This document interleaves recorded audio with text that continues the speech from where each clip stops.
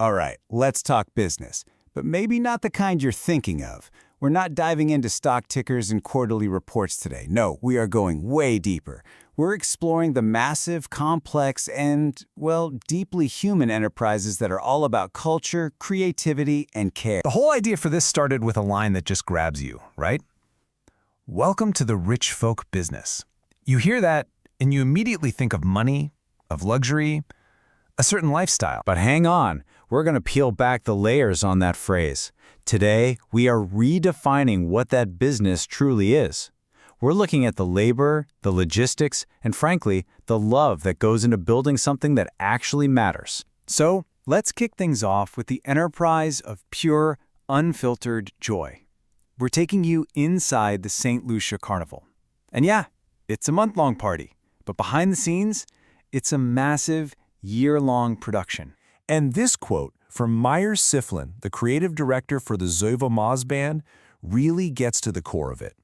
This isn't just about throwing a party. The real business here is cultural. It's about deep research and powerful storytelling that honors the island's soul.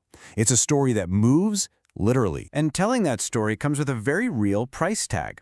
If you want to play Moss to actually be in the parade, a single-day package can set you back anywhere from $600 to $2,000. That right there tells you the scale we're talking about. This is a serious industry, and it's built on art. So, how in the world does an idea turn into this epic street party? Well, it's a careful, almost year-long process. It kicks off with that cultural research to nail down a theme. Then, designers get to work creating the costumes. Materials get ordered from all over the globe, a lot of it from China.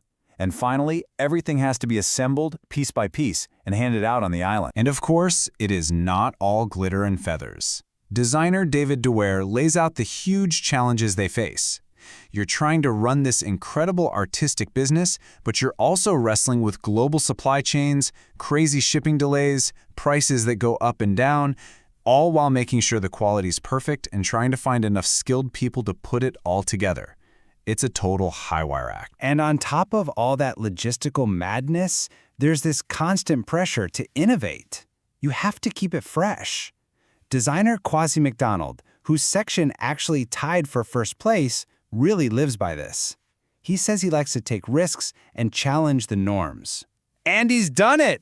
Pushing things forward with new tech like laser cutting and 3D bras. It just proves that even in a tradition like this, you have to be thinking ahead. So, does all that work, all that risk, all that planning actually pay off? For the Zuvo Band, absolutely. A first-place win for Maz on the Move, a tie for Section of the Year. These awards aren't just for having a good time. They are proof that a creative, well-run enterprise totally delivered. Okay, so we've seen the business of a huge cultural event. Now let's switch gears and zoom in on the business of an individual's creative legacy. And for that, we're looking at the one and only Michael Jai White. Right here, Michael Jai White basically lays out his entire mission. Through his own company, Gigantic Films, his business is all about creative ownership. It's about getting to that point in your career where you don't have to ask for permission anymore. You can just build the exact kind of empowering entertainment you know the world needs. And what does that entertainment actually look like? He's creating a whole style you could call black belt cinema. With his new film, Trouble Man, he's not just making another action flick. He's blending his unbelievable skill. I mean, the man has 7 black belts with this powerful message of cultural pride. And this is so important. This business of ownership creates a ripple effect. This quote from stunt double Jessica Medina says it all.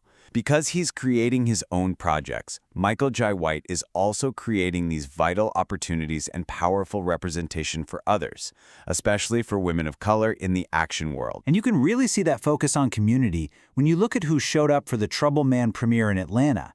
This was not your standard Hollywood screening. It was a true cultural event. You had the cast, sure, but also local government leaders, artists, community activists.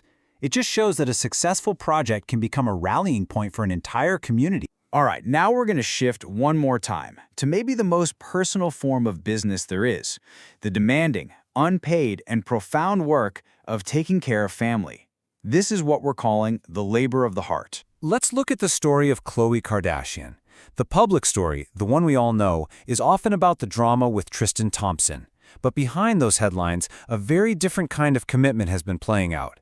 After Tristan's mother, Andrea, tragically passed away, Khloé stepped up to become the primary caretaker for his younger brother Amari, who needs constant care. And this is the most important part. Khloé makes it crystal clear that this commitment has nothing to do with her romantic history. It's about a personal bond, a promise she made to Tristan's mom to make sure Amari would always be looked after.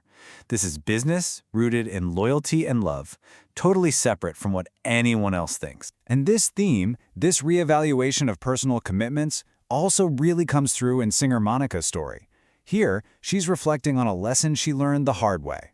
She realized that the whole ride or die mentality she used to believe in could actually let people take advantage of her.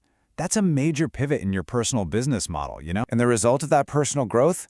This quote about her partner, Aunt Wilson, is so powerful. She's now in a partnership where support isn't about just sticking through the tough times. It's about action. She tells him something's wrong, and he moves to fix it.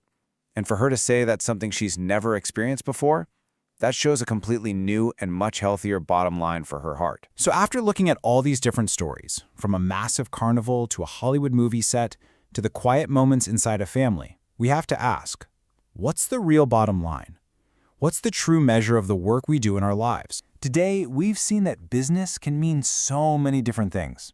We saw the cultural enterprise of Carnival, this huge effort to create joy for thousands.